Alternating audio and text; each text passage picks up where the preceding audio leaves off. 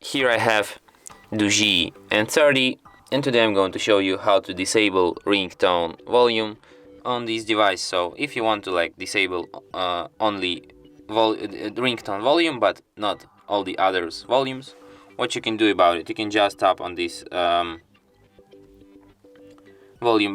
of the volume buttons and the volume slider will appear.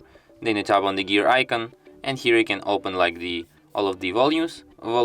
You have the media volume, call volume, ring volume, alarm volume, and then like to disable the ringtone volume you just like disable it like this, and now this ringtone won't bother you anymore. And that's it. Thanks for watching. If you find this tutorial useful, don't forget to hit that like button and subscribe to our channel.